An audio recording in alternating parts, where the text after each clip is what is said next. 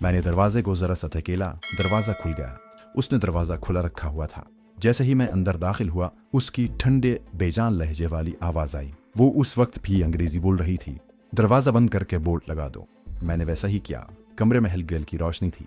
उसने table lamp रोशन कर दिया। टेबल लैंप गहरे शेड वाला था और बल्ब भी बहुत कमजोर था, जिसकी वजह से कमरे में अजीब किस्म की आसेबी रोशनी फैल गई। वो पलंग पर थी। टेबल लैंप के पास वही अंग्रेजी का नावल रखा हुआ था जो मैंने उसे दिया था। वो उठकर बैठ गई। उसके बाल खुले थे जो बड़े मुख्तसर थे। वो उनका जूड़ा बनाने लगी। कमरे की फजा में वही डिटोल की बू फैली हुई थी। मुझे यूं महसूस हुआ जैसे मैं किसी अस्पताल के ऑपरेशन रूम में आ गया हूँ। उसने हुक्म देने के अंदाज में कहा, यहाँ आकर बैठ जाओ। मैं पलंग पर बैठने लगा तो उसने डांटते हुए कहा, यहाँ नहीं, कुर्सी पर बैठो। पलंग के पास ही कुर्सी थी। मैं उस पर बैठ गया। मैंने बड़ा उम्दा और कीमती परफ्यूम लगाया हुआ था। उसने नाक सुकेड़ कर पूछा, तुम परफ्यूम लगा कर आए हो? मैंने अहमकों की तरह हंसते हुए कहा, यस मैडम। वो गर्दन पर अपने थोड़े से बालों का छोटा सा जूड़ा बनाते हुए बोली, परफ्यूम मत लगाया करो, डिटोल लगाया करो, ये जरासीम को डिइंफेक्ट करता है। उसने स्लीपिंग सूट पहना हुआ था।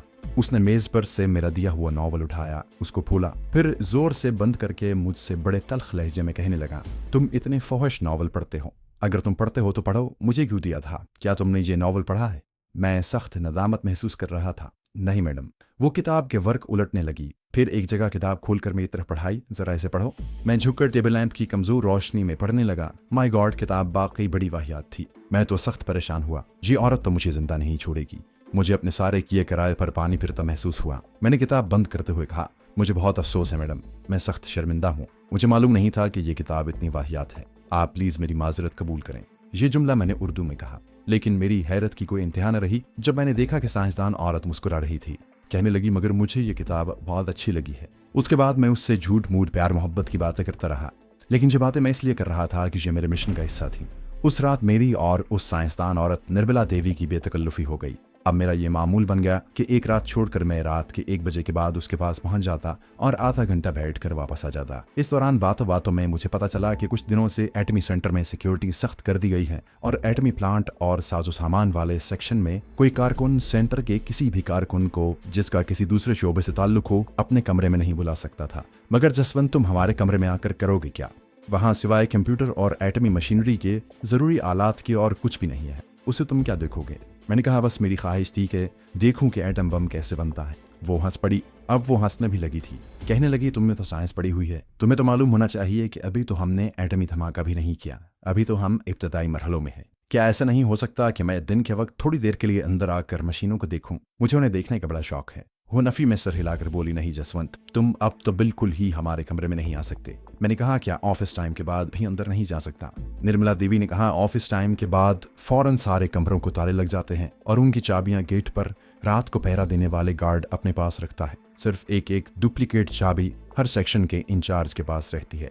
मैं अपने सेक्शन की इंचार्ज हूँ, इसलिए एक डुप्लीकेट चाबी मेरे पास हर वक्त मौजूद रहती है, क्योंकि कभी भी कोई इमरजेंसी पड़ सकती है। जिस मकसद के लिए मैंने उस साइंसदान औरत से सवाल पूछा था, वो मकसद मुझे हासिल हो गया था। मैंने वहीं बैठे बैठे जो स्कीम सोची थी, उसके लिए इस औरत के पास जो चाबी थी उसे उड़ाना बहुत जरूरी था। मगर एक नुक्ता अभी हल तलब था। मैंने यूं जाहिर किया जैसे मुझे अब सेंटर देखने की कोई ख्वाहिश नहीं है और मैं सिर्फ अपनी मालूमात में इजाफा करने के लिए पूछ रहा हूँ। साथ साथ मैं उस औरत से प्यार मोहब्बत भी किया जा रहा था। हर सेक्शन की चाबी अलग होती है। अगर भगवान न करे कोई इमरजेंसी पैदा हो जाती है तो एकदम से सारे कमरे नहीं खोले जा सकते। गार्ड को एक एक कमरे की चाबी तलाश करके लगानी पड़ेगी। ये सिक्योरिटी के खिलाफ बात है। निर्मला देवी पर एक अजीब सरूर की कैफियत तारी थी। कहने लगी, ऐसी बात नहीं है, सारे सेक्शनों को एक ही चाबी लगती है। मगर तुम ये क्या बकवास ले बैठे हो? मैंने कहा, I am sorry Nirmala ji, मैं तो सिर्फ नेशनल सिक्योरिटी की वजह से पूछ रहा था। उसके बाद मैंने अमली बकवास शुरू कर दी जो बहुत जरूरी थी। निर्मला देवी पर मैंने अपना असर जमा लिया था। पहले मैं हफ्ते में 1-2 बार रात को उसके क्वार्टर में जाता था। अब मैंने एक दिन छोड़कर जाना शुरू कर दिया। चूंकि कॉलोनी में लोग रात को अपने अपने क्वार्टरों में बंद हो जाते थे, इसलिए मेरे लिए आधी रात को निकलकर अंधेरे में उसके कमरे में जाना मुश्किल नहीं था। फिर भी मैं बेहद एहतियात से काम लेता। इस दौरान मैंने मालूम कर लिया कि निर्मला देवी अपने सेक्शन की डुप्लीकेट चाबी किचन में शेल्फ के ऊपर मिट्टी के एक गुलदान में रखती है। एक रात मैं वहां से चाबी निकाल कर ले आया। राजगढ़ के कस्बे में एक ताले चाबियां बनाने वाले की दुकान थी।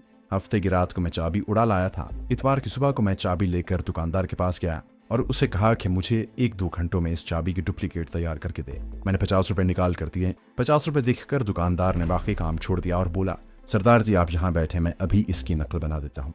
आदमी कारीगर था। उसने आधे घंटे में मुझे बिल्कुल उसी तरह की एक दूसरी चाबी बना दी। मैंने ऐसा किया कि दुकानदार की बनाई हुई चाबी निर्मला देवी के किचन के गुलदान में रख दी और असली डुप्लीकेट चाबी अपने पास रख ली, इस ख्याल से कि कहीं ऐन वक्त पर दुकानदार की बनाई हुई चाबी ताले में लगने से इनकार न कर दे। मेरे सीक्रेट कमांडो मिशन का पहला मरहला भारत के उस ज़ेर ज़मीन खुफिया एटमी मरकज में मुलाजमत हासिल करना था। दूसरा, साइंसदान औरत से दोस्ती करके उससे चाबी हासिल करना था। ये दोनों मरहले कामयाबी से तय हुए। अब मुझे तीसरे मरहले पर काम शुरू करना था। ये मरहला पहले दोनों मरहलों से ज्यादा खतरनाक और जानलेवा था।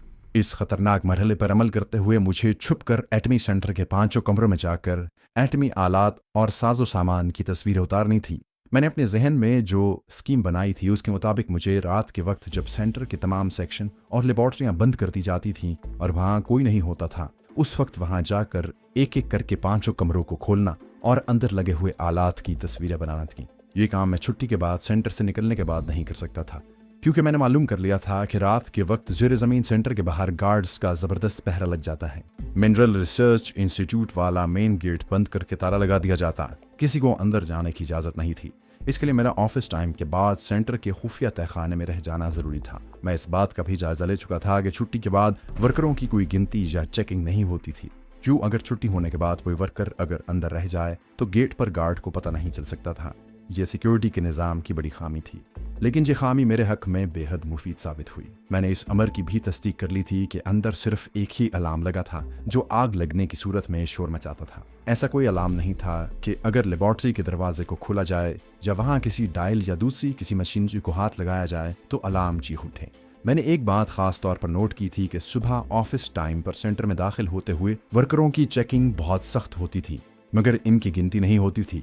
यानी अगर कोई वर्कर किसी रोज काम पर नहीं आता था तो गेट पर ड्यूटी देने वालों को मालूम नहीं हो सकता था। सिक्योरिटी की इस एक गफलत या कमजोरी ने भी मेरी राह हमवार कर दी थी। मुझे अब किसी एक रात का इंतखाब करना था जो रात को मुझे ऑफिस टाइम के बाद ज़ेर ज़मीन एटमी सेंटर से बाहर नहीं निकलना था, बल्कि वहीं किसी जगह छुप कर बैठना था। छुप कर बैठने के लिए मैंने काफ़ी देखभाल करने के बाद एक जगह चुन ली।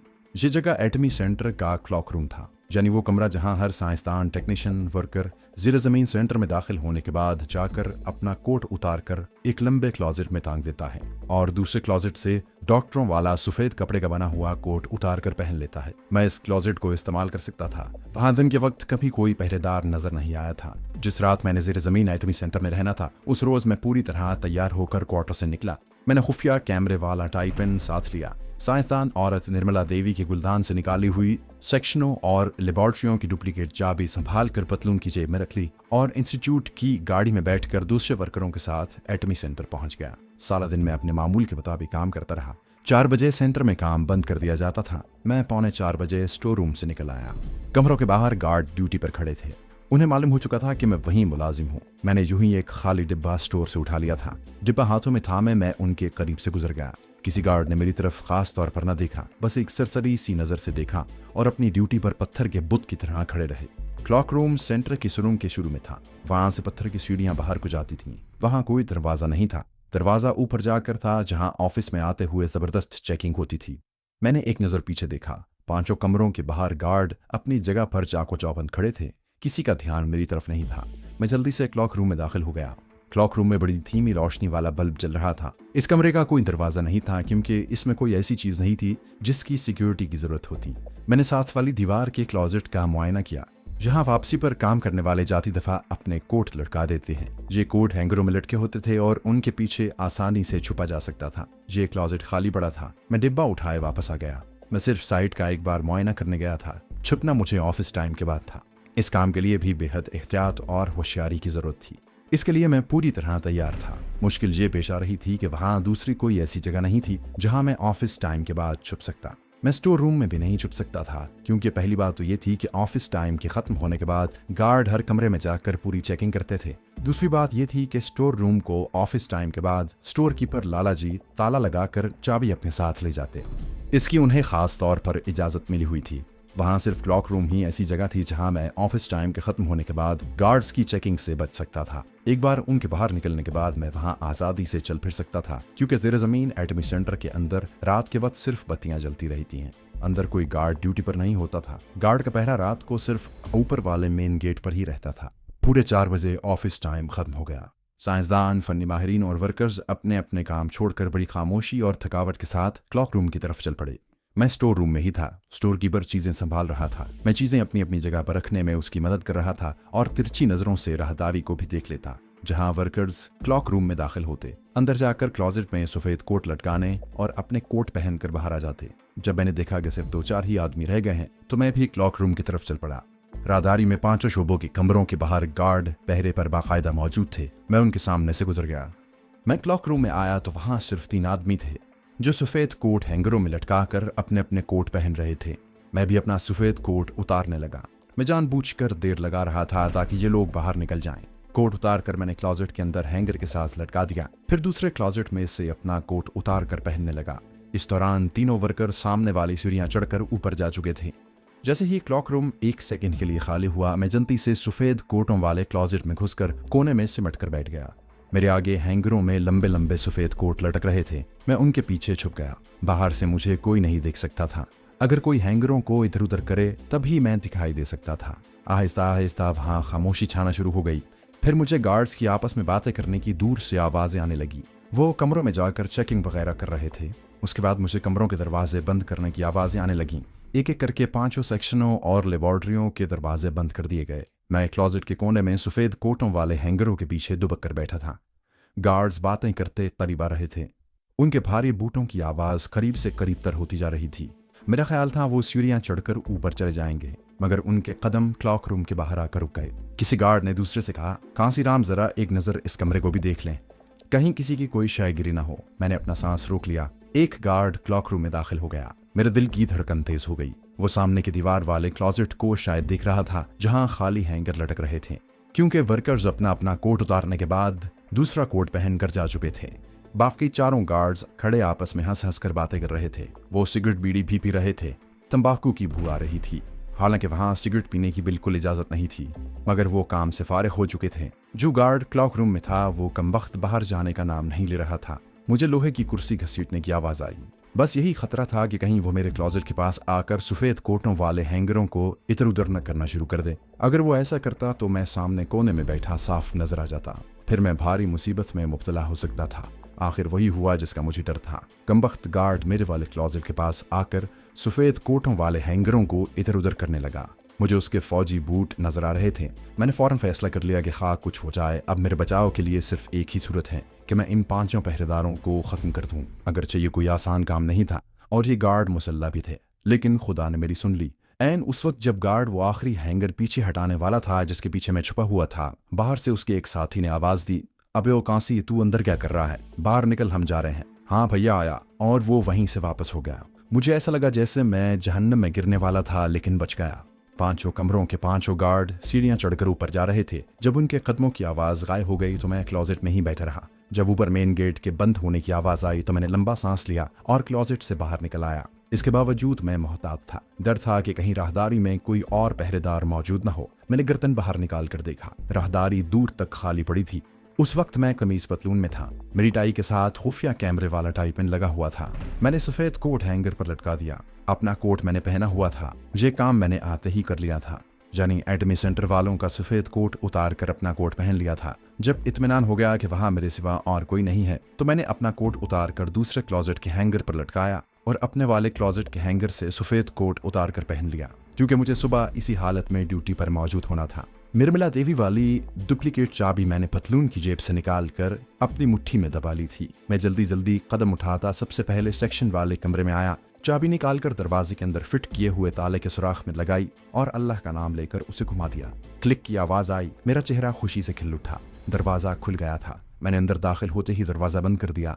देखा जाए तो मेरे पास सारी रात पड़ी थी, लेकिन मेरे उस्ताद मुजाहिद कमांडो ने मुझे ये नसीहत भी की थी कि जब किसी मिशन पर जाओ तो किसी लम्हे भी अपने आप को महफूज न समझो। किसी वक्त कुछ भी हो सकता था। चुनाचे मैंने जल्दी से अपना काम शुरू कर दिया। कमरे में दीवारों पर इस किस्म के मीटर और गेज वगैरह लगे थे जैसे बड़े बिजली घरों में होते हैं। नीचे पैनल बने हुए थे। थोड़े थोड़े फासले पर पैनल पर कंप्यूटर पड़े थे। कमरा पूरी तरह से रोशन था। मैंने टाई पिन उतार लिया और उसके स्याह नगीने वाला खुफिया कैमरे का पेच दबा दिया। टाइपिंग मेरे हाथ में था और मैं उसे आहिस्ता आहिस्ता एक तरफ से दूसरी तरफ ले जा रहा था, जैसे फिल्म उतारी जाती है। जब मेरे ख्याल में उस कमरे की सारी तस्वीरें ली जा चुकी थीं तो उस कमरे से निकलकर दरवाजा बंद करके लॉक किया और दूसरे कमरे की तरफ बढ़ा।